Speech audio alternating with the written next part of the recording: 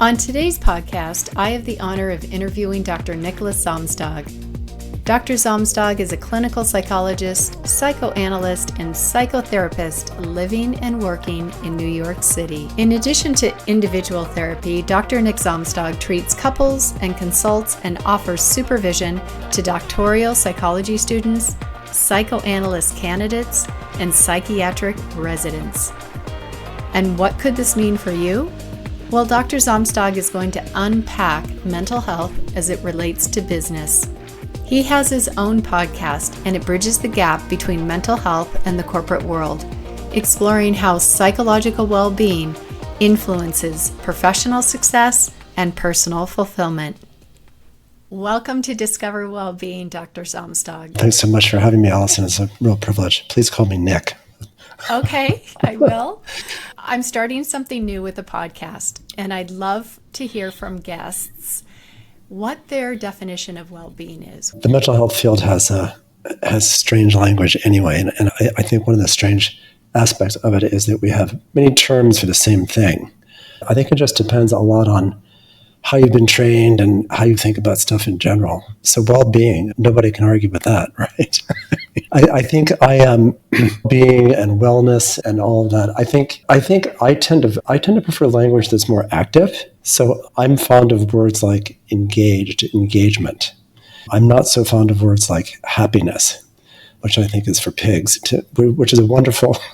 So it's a wonderful paper actually written by a theologian and psychoanalyst in the, I want to say 50s, called Happiness is for Pigs. I think the problem with a lot of these euthymic words, these words that describe so-called positive emotions, I'm also not a big fan of positive emotions and negative emotions. I think the human condition is multivariate, and necessarily we have whatever normal is, which we never understand what that means. But we all have different feelings, right? We have different feelings at different times. So I think happiness is a big problem. Wellness, I'm fine with. I know that wellness is one of those unobjectionable words, I think. So what does it mean? It means peace of mind. It means integration is another word I like, where you don't feel segmented and cut up into pieces as a person. You feel like you're in the process of living.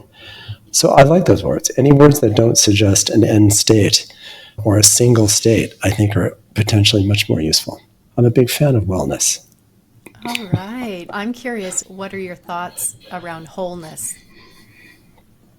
Yeah, wholeness, wellness, it's all fine. But I think to pay attention to our experience and our engagements. I think the mental health field in various forms can seem very coercive. People have to get somewhere. People have to get to a place. And certainly psychiatry does that, and psychology, clinical psychology does that. Religion does that. We're always told you have to get to some place. And I don't really know who's the expert on what the place is, but certainly not me. I think the business of being human is complicated. And what I hope to do with my patients is to help them understand who they are. And not everybody's meant to be like happy and all that. People are different. And there are many kinds of good life. And so if we exclude the scary stuff, the psychosis and the massive addictions and the personality disorders, and we look at okay, so we're not dealing with that. The rest of us are who we are in very specific ways. I'm someone who's not going to be happy. I'm not happy. I'm happy when I eat an ice cream cone, but I'm not really interested in being happy. I'm interested in being engaged. I think the search for the place to get to is a problem. I think it's much more helpful to actually help the person really articulate what their experience is, which is hard. And who wants to do it? And the paradoxes in the field are exponential. So there are people who are, in my opinion, having their best lives who don't have any language for it because they're just having their lives. There's a wonderful, I hope not apocryphal story about a famous psychoanalyst who called up two patients years after treatment ended. And I'll just call them A and B. And they're both women. Patient A recognized his voice immediately and recounted the treatment immediately and gave him an encyclopedic understanding of her character structure, what went wrong, what went right, and blah-blah-blah. And then he called up the second one, call her Miss B, and there was a pause on the phone, and she said, "Dr. Who?" And he said, "I'm Dr. So-and-so. We were in treatment together for quite some time." She said, "Oh, yeah, Dr. So-and-so, yeah." She didn't really have much to say. He asked her about her life. Her life was really going very well. And he said the second one was the cure. The second one was the cure in the sense, and just interesting thing to think about, in that she didn't have any interest in or language for what had happened, but it clearly revolutionized her life. She was doing exactly what she wanted to do. So I think that kind of thing is interesting to think about. I don't want to create patients who are experts in their own psychology. That's not the goal. The goal is to help them get out of their own way and understand that their way of doing things, assuming that all that criteria is met, they're not a danger to anybody else, and they're not blah, blah. If that's all set, then go lead your life. Anyway, I'm going on and on. That was fascinating. And the reason I brought up wholeness is because what I know to be true is that these emerging, whether it's mindfulness, I know you teach mindful leadership, and there are these convergences of spirituality, of science, of just modern day ways for people to enter in to a state of wholeness. And when you said the remembering who they are, that is our quest. It's to remember the wholeness and the perfection. Yeah. And I am curious, how did you fall into this field of work? Yeah, it's a funny story. I'll be as brief as I can be. So I had a pretty tumultuous background, which I won't go into, but suffice it to say that it has the earmarks of significant trauma and loss. And I didn't have any help with it, and I didn't pay attention to it. And I was probably in my 20s. I'd studied theater at Bard College. I thought I wanted to be an actor, and I did some of that. And in the course of studying theater, I studied the Russian dramaturg Stanislavski, who based a lot of his dramaturgical theorizing on the works of Sigmund Freud. And I was reading all of that, and I quickly became much more interested in Freud than I did in theater, and read a lot of Freud at Bard, and then got out and had no idea what I wanted to do with myself. My father was a fairly famous advertising man. He was one of the original madmen, worked for Time Incorporated and ran a bunch of stuff there. So I didn't know what I wanted to do. I waited tables, and I was aware of, over the years, getting involved in not particularly pleasant or beneficial tussles with older men, older authority figures. It was true in school. It was true in the restaurant business. My short-lived career in the restaurant business, I was fired from every restaurant job I had. And I was dating a girl at the time who was in therapy. And unlike a lot of other people in therapy, she wasn't proselytizing about it. She was very smart and very nutty. And she was getting less nutty as she was in therapy. I thought, you know what, I should check this out. So I did. And I've been in therapy for 100 years, but he was the first one. He was very good. And he wasn't particularly well-trained. And he was unfortunately narcissistic, which so many of the folks in my field are. But he was extremely helpful. And my mother died, and this happened and that happened. And I thought at a certain point, I could probably do this. This is really interesting. I like doing this. So I went back to school. I had taken no psychology. So I went back to school, went to NYU, got a master's in psychology, and applied and got into PhD programs and got a PhD in clinical research psychology. And then I loved doing that. I loved graduate school, but I didn't really want to be a psychologist. I thought what I really want to do is be a psychoanalyst, because they get to read the really cool stuff. I was really so turned on by Freud, certainly, and by Neo-Freudianism and the philosophies that came out of all that. And I graduated, and then I became a psychoanalyst. And yeah, that's pretty much how I got here. I got here through Stanislavski. For those that might not know, including myself, besides reading really cool stuff, what do you do as a psychoanalyst with that really cool stuff? Good question. Good question. Okay, what's psychoanalysis? The psychoanalysis that I practice and that my colleagues practice is not your grandmother's psychoanalysis. Psychoanalysis, variously practiced, assumes just a couple things. It assumes that, and I think you and I talked a little bit about this when we first met, it assumes that human consciousness is the product of two realms of experience, the so-called real world. I say so-called because we can't agree on that a lot of the time. So-called real world and unconscious process, which for years has been proven. We haven't proven the early unitary unconscious of Freud, but we've certainly over and over again shown that we are not aware of what we're doing, and that there are levels of cognitive psychic awareness, right? We know that. So psychoanalysts assume that these two realms of experience necessarily inform who we are as a person. That's one thing we assume. Another thing we assume is that early developmental experience is key in shaping who we are. And not to get into a defense or fight with Sigmund Freud, he wrote 27 volumes of stuff, and he got a lot of stuff wrong, and he got a lot of stuff right. And when we talk about Freud, we always have to ask what Freud you're talking about. You're talking about 1892, or you're talking about 2020, or 2020, 1920. What are you talking about? Because he was a massively brilliant person with his own hang-ups, and he said some silly things. And anyway, that's a whole separate conversation. So not all of us pray at his altar. I don't really pray at any altar where this is concerned, but he did a lot of good stuff for us, I think, and a lot of his followers did too. You're asking a question, though. What's the clinical utility of Freudian theorizing or psychoanalytic theorizing, which is really a great question. He doesn't tell us how to do it. I think in all those volumes, there may be 20 pages where he actually talks about the practice. It was his followers who had all kinds of ideas about how to do things, most of which he wasn't really into at all anyway. Okay, said all of that. So there are a lot of fascinating, smart things that have been said about what it means to be a human. And the major psychoanalytic heavyweights that I've read, that I've enjoyed, have nuanced and profound things to say about that, about mother-infant situations, about family dynamics, about family systems, about the intergenerational transmission of trauma. All that's, there's just a lot of stuff there. I think as an analyst, what I enjoy about being an analyst is that I can listen to and engage with people when I'm on my game, which isn't always, but I have a wide array of rich avenues to pursue with people, which is not to say that this is for everybody. It's not for everybody. It's really tough, and it's really expensive, and it takes a long time.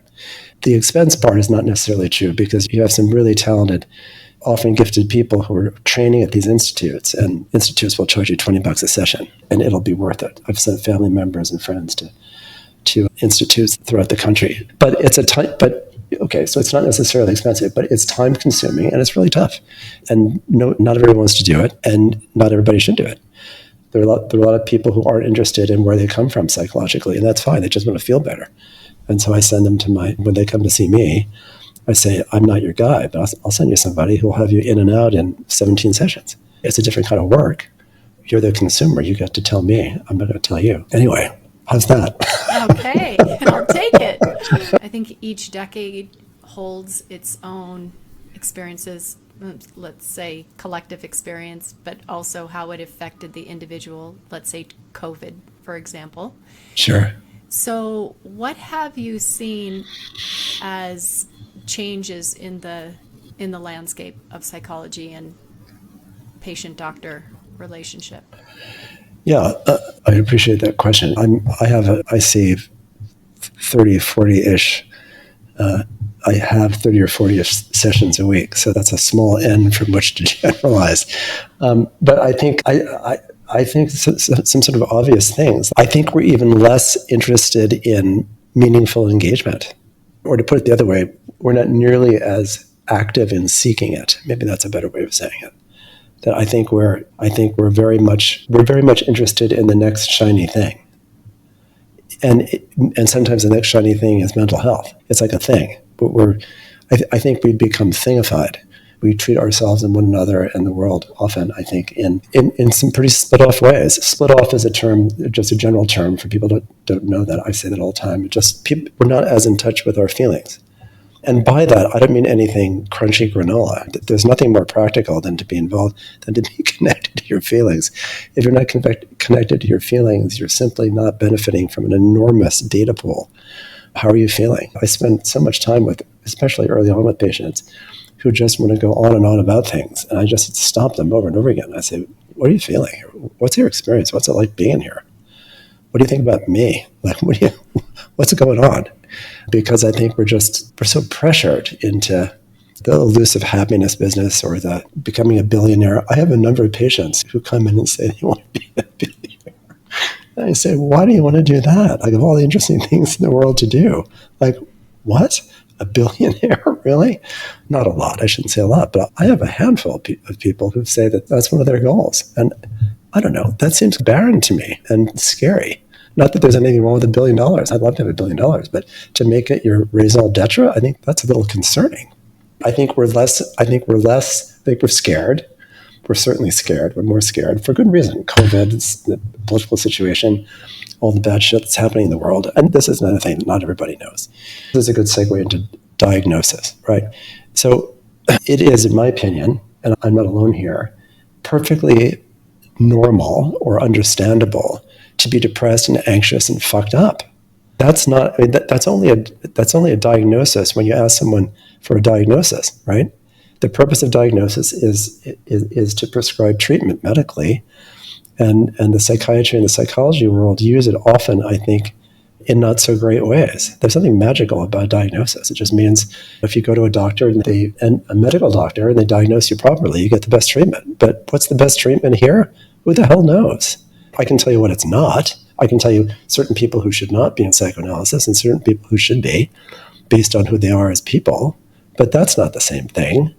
So, and that's another reason why I think the search for happiness or even wholeness or wellness, let's not search for it. Let's understand what's possible maybe. Let's make it available. We may not want it. That's the thing I think I do, or I hope I do, is I hope people recognize what's available to them. I have no idea what I'm talking about right now. Well, to your point about like seeking something, that's what we've been set up for, right? We're hunters and gatherers. We're seeking safety. We're seeking food. We're seeking community. We're seeking all these things. But intrinsically, we already are whole. It's society, systems, everybody's influence that has fragmented our human experience to feel anything other than whole. Right. And that's happy right. and joyful, because these are the higher heart frequencies. So many of these things, whether it's the billionaire, so that piqued my curiosity because there are many young people that want it for the status, but there are also equally young people, millennials, my age, that are seeking to create the greatest impact that they can. And that brings that sense of fulfillment and connection and really like feeling that state of empowerment because you're driven by your purpose. Sure, absolutely. And anything can be used defensively, right? You can use altruism as a defense. Altruism is an amazingly effective defense. So many altruists are just enraged. Not the billionaires that are coming to you. I don't overstate it. I don't think I have any actual billionaires in my practice, but I do have people who will say to me that is a goal. And unfortunately, my sense is it's not because they want to do good things in the world necessarily. They want a helicopter or something. They want those that come along with the $1 billion. I'm not sure they even want experiences. These folks, I don't mean to vilify these folks in any way, but they're very much interested in optics.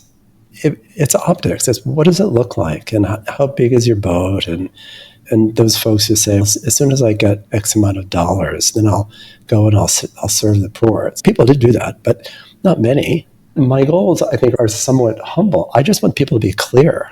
I think clarity is, other than happiness and wellness and all that, it's like clarity is really good because everything's going to shift. Once we finish having this conversation, things are going to be different, right? Things are going to be different. So we don't want to be seeking single states, and we don't want to be feeling inferior because we're not chanting all the time and we're not running down the block skipping, right? I think to be clear is one of life's greatest assets, and clarity is not necessarily happy. But yeah, I do meet people who are interested in the public good and who are interested in giving back and doing all those things. And they're not necessarily, by and large, any happier than anybody else, but they certainly are more positively, I'd say, as defined by them, engaged. Is it too much to ask for you to share who is your demographic that you serve? I have 20% of my demographic is pro bono work or almost no charge for various reasons. And then I think if the question is what's the economic situation, there are people who are doing well. There are people who are business people, entrepreneurs. I see a lot of entrepreneurs, some of whom shouldn't be entrepreneurs, some of whom are enjoying it. Some are wealthy. Most are not wealthy. I can say this. Everyone I see has an independent interest in understanding their own process. Before they met me, they're interested in understanding where they came from and how to have my language, not theirs, how to have more fulfilling engagements. How they make meaning. I spend a lot of time talking about meaning making. How do you make meaning? You make meaning by questioning how you attribute your feelings. So I come home and I'm all pissed off and I see the dog and I say I'm pissed off at the dog. And then I realize it's nothing to do with the dog. I was angry at my boss. And you think, I'm not really angry at my boss, but he reminds me of my father. I'm really angry at him. So that sort of thing. The reason I asked that question is that mental health has been front and center for a while now. Companies are investing in their employee well-being. So I was curious if, when looking at business, from executives to employees, who's filling your calendar every day? And do they share the same concerns? This is going to sound very cynical. Corporations and business, and I think a lot of the world, start doing things primarily because it's financially viable. I'd like to think that it's because of a consciousness expansion, and sometimes it is.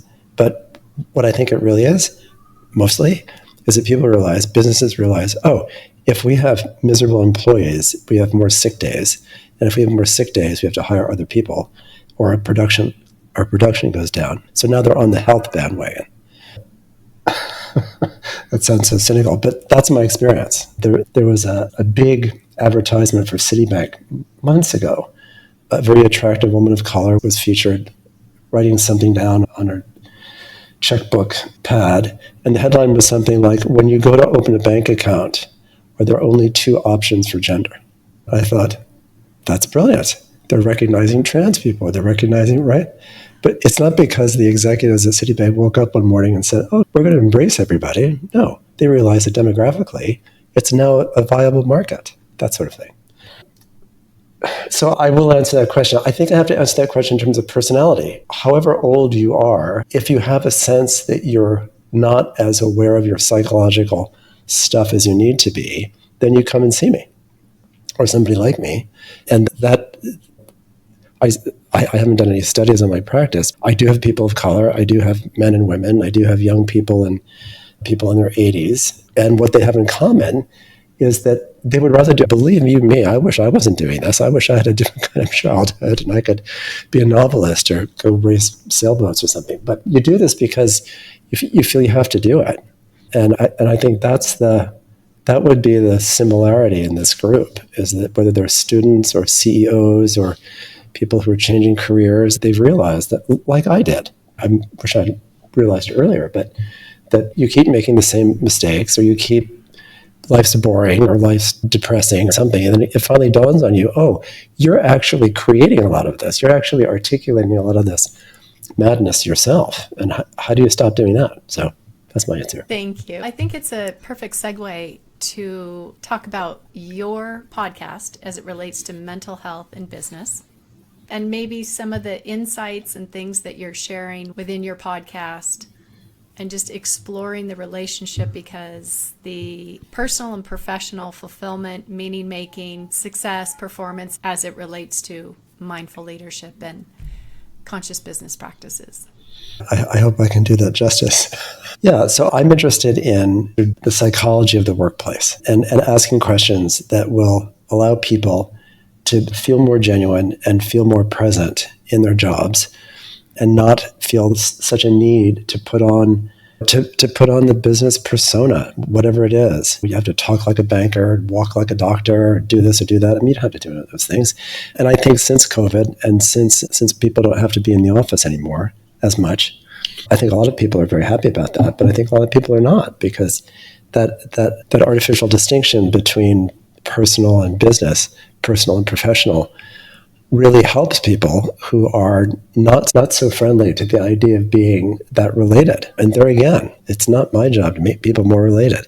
It's my job to help people understand who they are And if you're someone who would rather be alone or in a cubicle or in the office and not have a lot of human contact, that's fine. That's not the issue. The issue is how does that work for you? But as I keep saying, there are many kinds of good life. So I speak to a lot of people, and you're right. I think there are large aspects of the country who are genuinely, and not just for profit, genuinely interested in having a more relaxed and thoughtful business environment. So I talk to them about the stuff that you and I are talking about. I talk to them about, I have to be careful here because psychoanalysis is really disruptive. And it's disruptive primarily because you ask a lot of questions and you don't have really any answers. So, one of the first things I say to people when they meet them and start working together is, why are you doing the thing you're doing? Like, why are you doing that?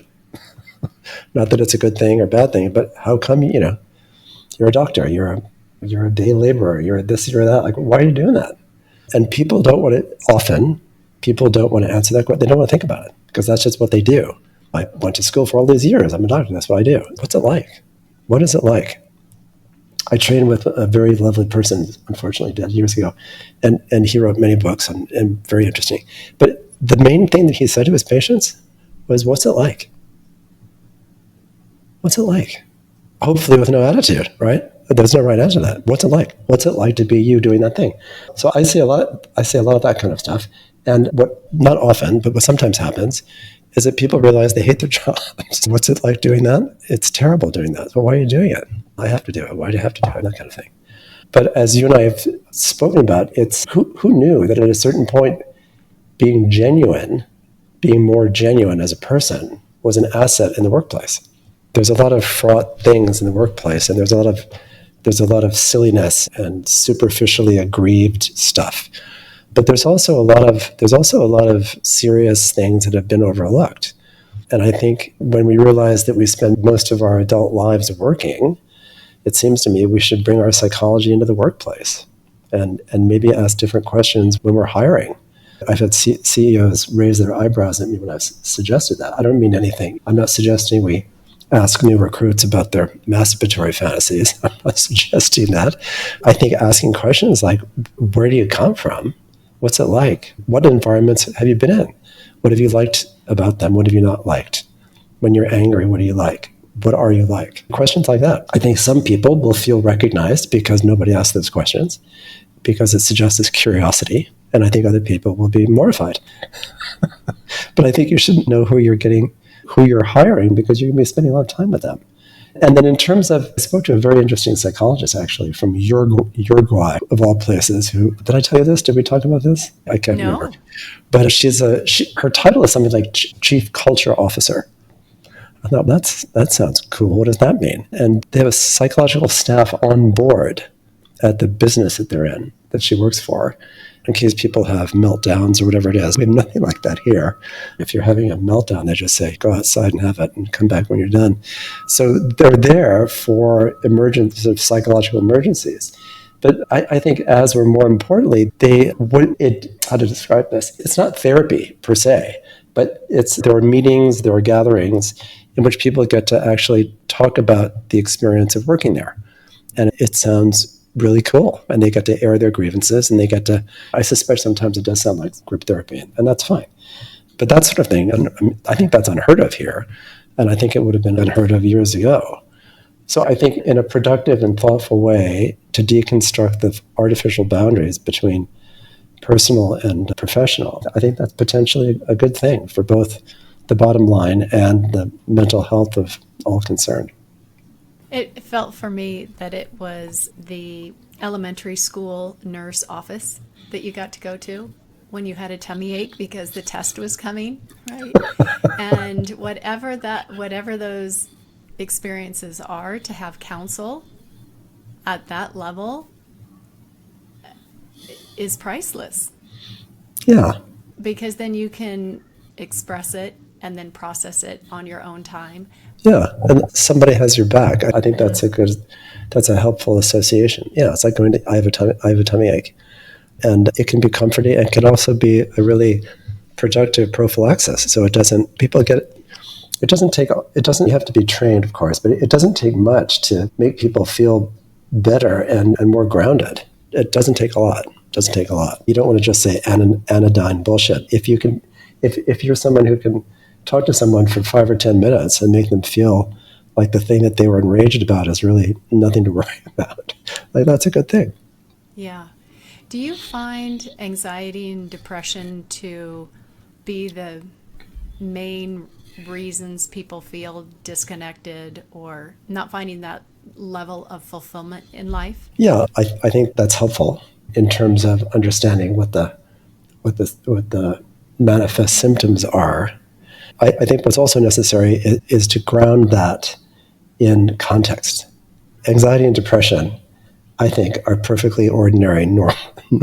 I'm not talking about suicidal stuff. I'm not talking about gross psychopathology. But you said a lot, to be anxious a lot. That's part of being a human being. It's hard being a human being. It's reasonable that we would feel those things.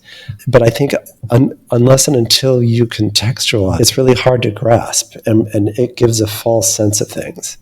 You tell me a story about you, and you went out to dinner with someone, and blah, blah, blah, blah thing happened, right? Now, I'm not interested particularly in your depression and your anxiety. I'm interested in what the living situation was that prompted you to feel the way you felt. And whether we call it anxiety or depression, or even not even bother with that, I don't think really is the point. It's what was it about that? What was it? Because whatever happened in that situation has happened before. Nothing happens once after the age of 10, I don't think, unless you're abducted by pirates or something. So I think, and that's another thing, I think that all analysts believe this, right, is that, and Freud said this in different ways at different times, and Aristotle said it before Freud did, that there are only like 6 or 7 stories. There are no more stories than that. There are variations, but it's the same story. It's going to be a story about power or domination or vulnerability or rage or whatever it is. I mean, we've all heard it before. So depression and anxiety as the headline is most helpful when you're trying to medicate it. That's why I was asking younger generations are depressed and anxious.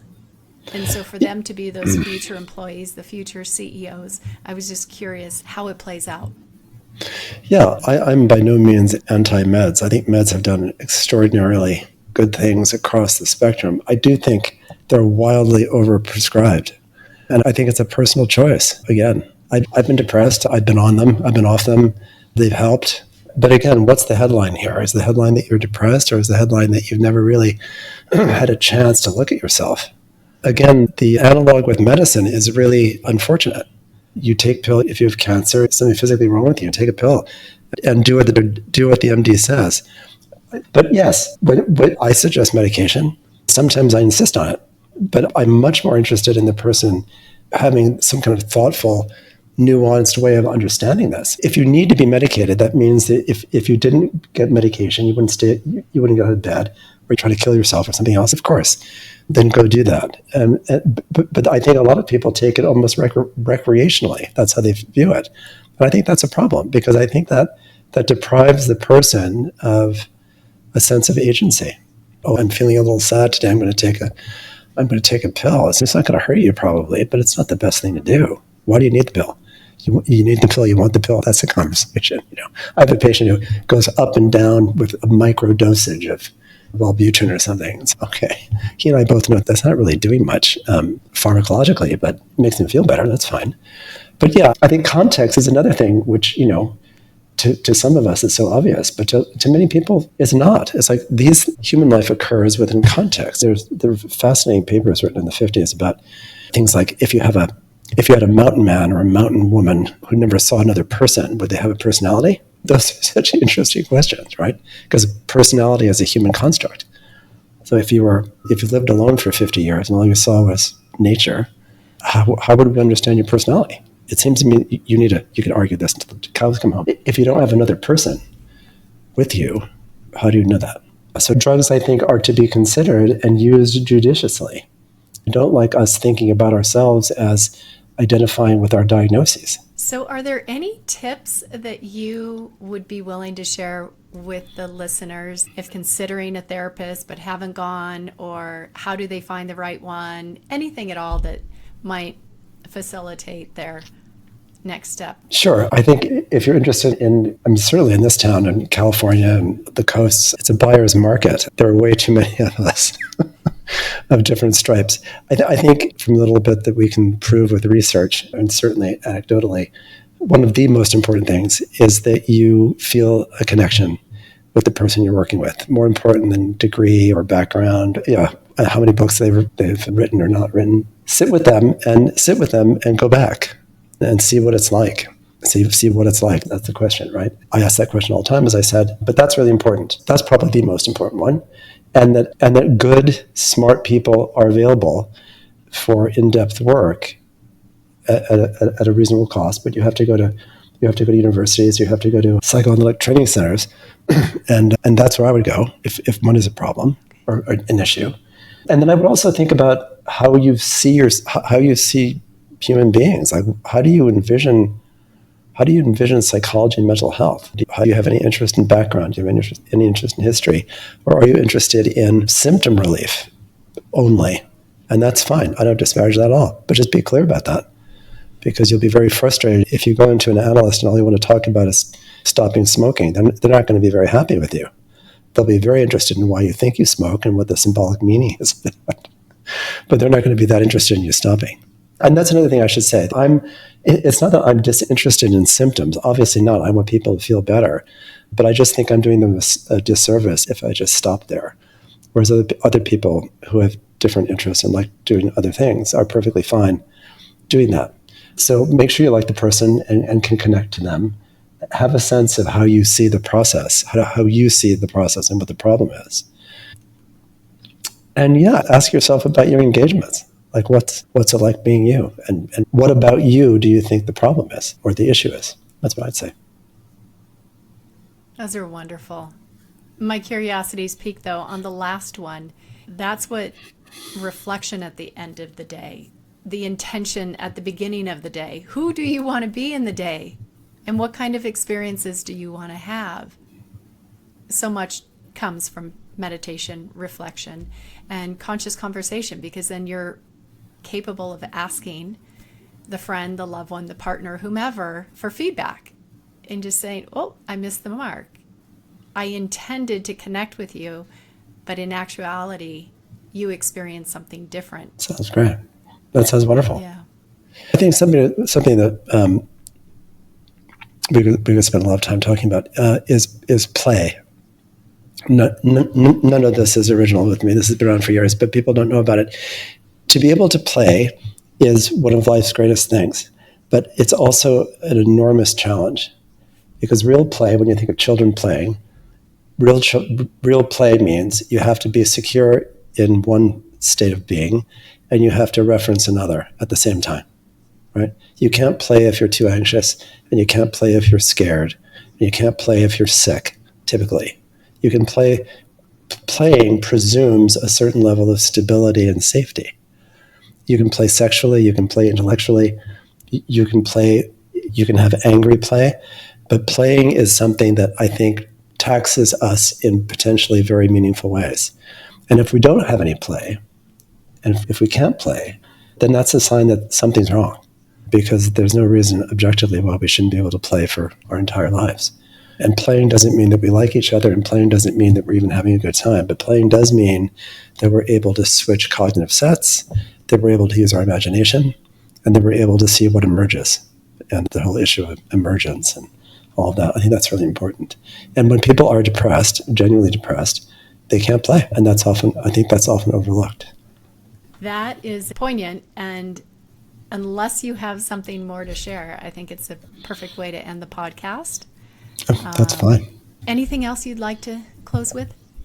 No, thank you. It's been wonderful talking to you, Allison. Thank you, Dr. Samstag. Are you enjoying Discover WellBeing? If so, I would love to hear about it. Leaving a review helps more people find us and really makes a difference. So share your thoughts on Apple Podcasts or your favorite platform. Your feedback supports our show and helps spread the message of well-being.